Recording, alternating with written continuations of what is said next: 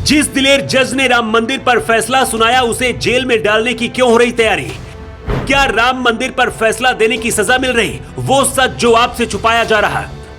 पूर्व chief justice Gogoi पर 1 करोड़ का मानहानि, अब मोदी खुद लेंगे बड़ा फैसला। हिंदुस्तान के ये वो पूर्व चीफ जस्टिस हैं जिन्होंने दशकों से चले आ रहे राम मंदिर विवाद को एक झटके में खत्म कर दिया था। जस्टिस रंजन गोगोई के फैसले के बाद ही अयोध्या में राम मंदिर बन रहा है, लेकिन अब इसी दिलेर जज को जेल में डालने की तैयारी हो रही है। क्या रंजन गोगोई के साथ साजिश रची गई या फिर राम मंदिर पर फैसला देने की सजा मिल रही है? जस्टिस रंजन गोगोई को जेल में कौन डालना चाहता है आपको बताएंगे, लेकिन उससे पहले आपको बताते हैं कि आखिर वो कौन शख्स था जो राम मंदिर पर गोगोई का फैसला पलटना चाहता था। आखिरी वक्त में वो रंजन गोगोई को रोकना चाहता था। पूर्व चीफ जस्टिस और अयोध्या के राम जन्मभूमि मामले पर ऐतिहासिक फैसला सुनाने वाले रंजन गोगोई ने अपनी पुस्तक जस्टिस फॉर द जज में इस बात का खुलासा किया है।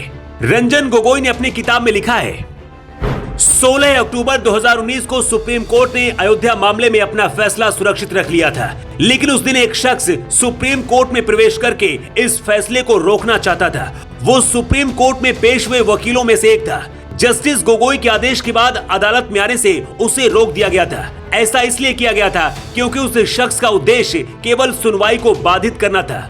अगर वो अदालत में प्रवेश कर जाता तो इससे कोर्ट का कामकाज प्रभावित होता और कोर्ट को इस मामले को स्थगित करना पड़ सकता था। हालांकि गोगोई ने उस शख्स को लेकर टाइम्स ऑफ इंडिया से कहा था कि मैं कभी भी उस शख्स का नाम नहीं बताऊंगा। पूर्व जस्टिस गोगोई और पीएम मोदी के रिश्ते भी बहुत अच्छे हैं। राम मंदिर का फैसला देने के बाद पीएम मोदी ने गोगोई को इनाम भी दिया था और अपनी सरकार में सांसद बनाया। कुछ लोग तो ये भी कहते हैं कि मोदी से दोस्ती की वजह से ही जस्टिस गोगोई ने राम मंदिर का फैसला हिंदुओं के पक्ष में दिया था। लेकिन अब रंजन गोगोई की मुश्किलें बढ़ गई है। 1 करोड़ के मानहानि का केस दर्ज किया गया है और अब जेल भी हो सकती है।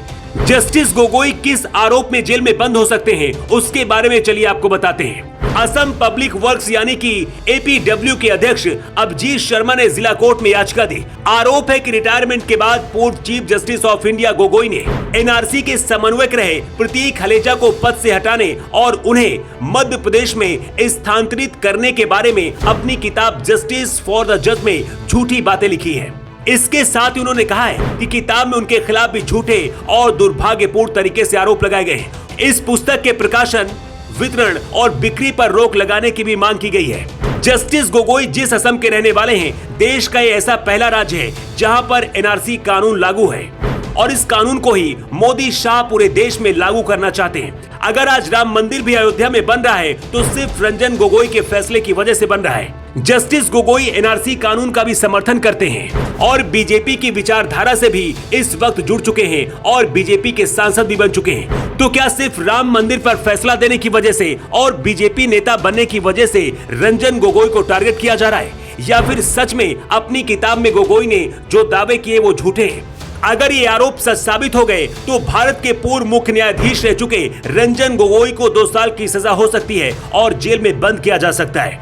वैसे आपको क्या लगता है, क्या रंजन गोगोई के साथ कोई साजिश रची जा रही है? राम मंदिर पर फैसला सुनाने वाले इस दिलेर जज को क्या सजा मिलनी चाहिए? अपनी राय आप कमेंट बॉक्स पर लिखकर जरूर बताएं।